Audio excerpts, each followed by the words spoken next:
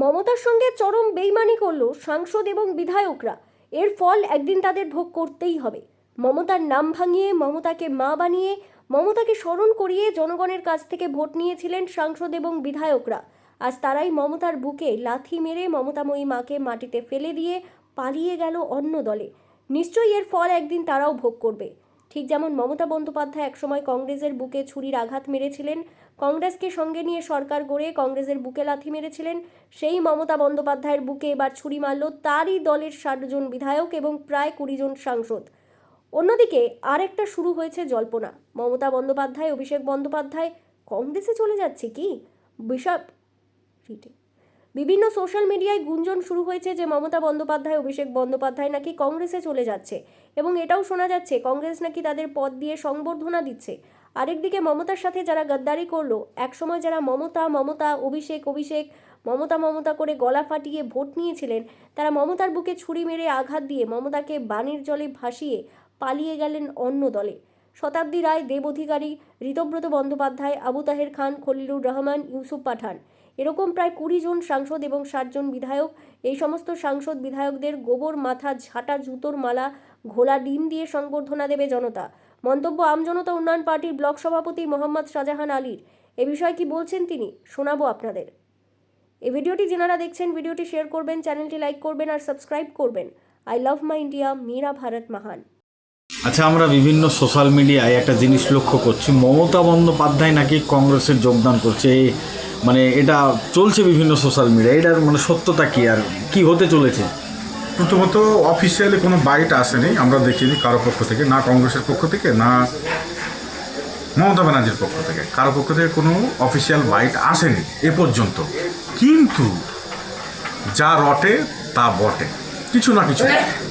তাহলে এই ক্ষেত্রে আমি অ্যাজামশন প্রিলিমিনারি করতে পারি, প্রাথমিক অ্যাজামশন বা প্রাথমিক ধারণা, সেটা হলো এই প্রকারে যে তিনি কংগ্রেসের নেত্রীর সঙ্গে যোগাযোগ রাখছেন, কংগ্রেসের নেতাদের সঙ্গে যোগাযোগ রাখছেন এই মর্মে যে তাকে আশ্রয় দেওয়া হয়।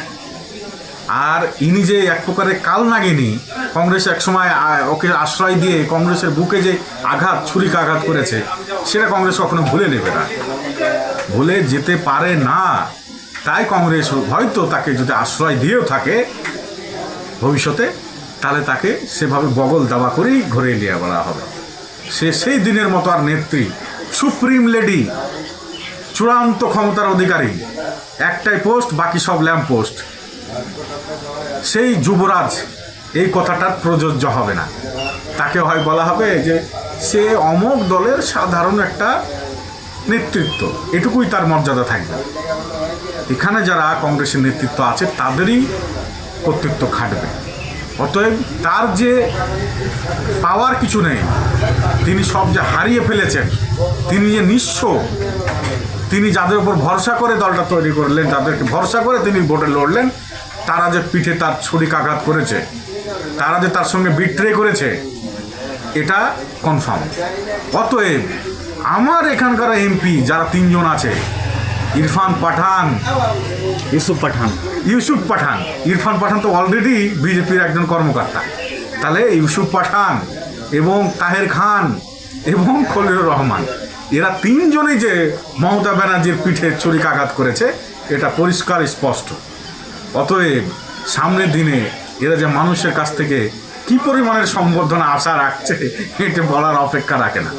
সাধারণ জনগণ এদের উপর বীতশ্রদ্ধ, এতটাই পরিমাণে ক্ষুব্ধ যে যে যার মতো এলাকায় যদি ঢোকে কখনো কোনো বিষয়ে, তাহলে এদেরকে গোবর মাখা ঝাঁটা, ছেঁড়া জুতো আর পচা ডিম দিয়ে সম্বর্ধনা জানানো হবে, এটা কিন্তু কনফার্ম। অতএব এই ৩ জন সাংসদ তো এরা বাড়িতে এখনো পৌঁছায়নি, আর আশা করছি যে পৌঁছাবে বলে মনে হয় না। এখন এদেরকে 1 বছর দিল্লিতে কাটাতে হবে, এনডিএর ছত্রছায়া, বিজেপির গেরুয়া বাহিনীর ছত্রছায়া এদেরকে কাটাতে হবে। কারণ এদের পিঠ এবং পেট বাঁচানোর জন্য একমাত্র উপায় ছিল এনডিএ জোটের শরিক হওয়া, তাদের দলে সামিল হওয়া।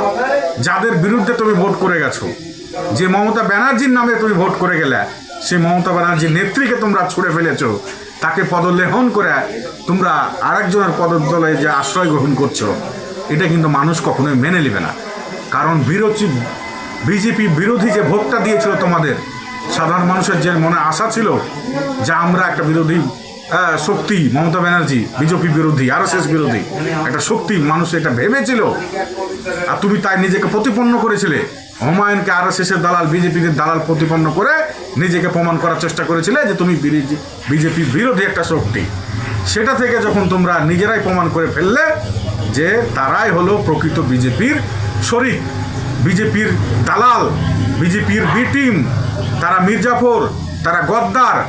অতএব মুর্শিদাবাদ কেন, সারা বাংলার মানুষ যারা এই প্রকারে দলত্যাগ করে নতুন পরিষদীয় দল গঠন করে মমতা ব্যানার্জির মতো নেত্রীকে তারা প্রায় 20 জন MP, 20 জন MP তারা যখন সংসদীয় দল যখন গঠন করে এনডিএতে শরিক হয়, তখন সাধারণ মানুষ এটা ভালো চোখে দেখেনি। অতএব এটা অবসম্ভাবী। যে এলাকাতেই যাবেন আপনারা, সেখানে গোবর মাখার ঝাঁটা, ছেঁড়া জুতো আর পচা ডিম দিয়ে আপনাদের সম্বর্ধনা জানাবার জন্য সাধারণ মানুষ রেডি হয়ে থাকবে, এইটুকুই বলা। পাশাপাশি আরেকটা বলছিলাম যে মমতা বন্দ্যোপাধ্যায়কে নাকি একটা পদ দিতে চাওয়া হয়েছে কংগ্রেসের পক্ষ থেকে এবং অভিষেক বন্দ্যোপাধ্যায়কে, এটা কি? হ্যাঁ, সেই অফারটা তো সবসময় থাকে যে এখন একটা নতুন দলে যাবেন, আপনাকে তো বলা হবে যে আপনি সভাপতি, আপনি সাধারণ সম্পাদক, আপনি সাধারণ সম্পাদক, আপনি সম্পাদক। এই পদগুলো তো তৈরি করা হয়, কারণ যারা নতুন দল ভেঙে তাদের তো দলের তার অবস্থান নেই। টিএমসি নামক দলটা তো মুছে গেছে, অন্য কারো হাতে তার কর্তৃত্ব। তখন এরা ভাইপো, পিসি ভাইপো, এরা যখন আশ্রয় দিতে গেছে রাহুল আর সোনিয়ার কাছে, তখন এদেরকে অফার করা হয়েছে যে রাহুল ভেবেচিন্তে বললো যে তাহলে তুমি তো নেত্রী, ভালো নেত্রী বলছো তুমি, তাহলে কংগ্রেসের সাধারণ সম্পাদকের পদটা অভিষেককে দাও আর সহসভাপতির পদটা নিজে বসো। কিন্তু এদের কার্যকারিতা কিছু থাকবে না, এরা আদত সেই বগল দাবা, কংগ্রেসের বগল দাবা হয়ে ঘুরতে হবে।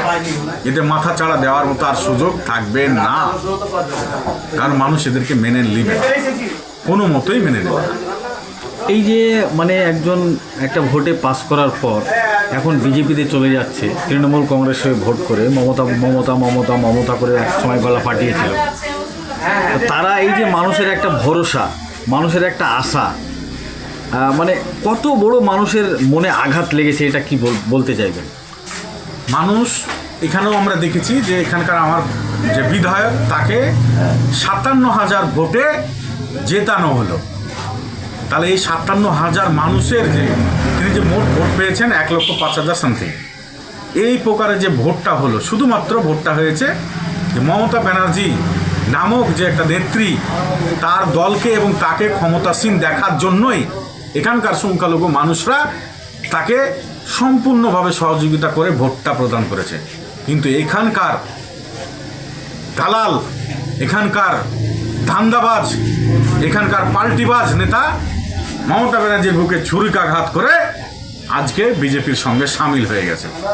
এখানকার সাধারণ মানুষ কোনো মতে এটাকে সাধারণ ভালো চোখে দেখেনি। এখানকার সাধারণ মানুষ বীতশ্রদ্ধ। আগামী দিনে এরা যে পার্টির প্রতীক নিয়ে আসুক না কেন এই বিধানসভায়, তাদেরকে গোহারান হারিয়ে তাদেরকে দেশ থেকে বিতাড়িত করা হবে। এখনও যেমন ঢুকতে পারছে না, সেদিনও ঢুকতে পারবে না। এখনই যদি ক্ষমতা থাকে, ওর বাবার ক্ষমতা যদি থাকে, তাহলে বলুন সে পদত্যাগ করে আবার নতুনভাবে পুনরায় উপনির্বাচনে দাঁড়াক, তাহলে প্রমাণ হবে যে প্রকৃত সে কতটা দল করে সাধারণ মানুষের পাশে।